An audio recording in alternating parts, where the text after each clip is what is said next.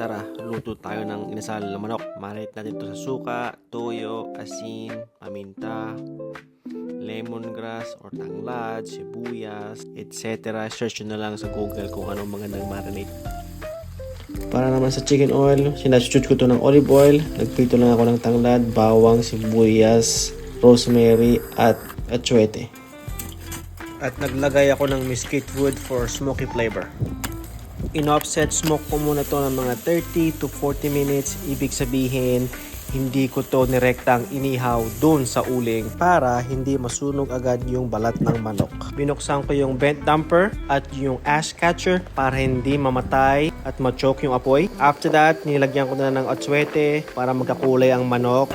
Once na alam ko na naluto yung loob ng manok, sinir ko na to para magka-char flavor.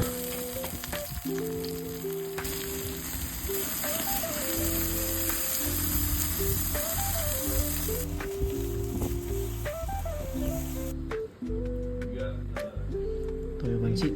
May sili.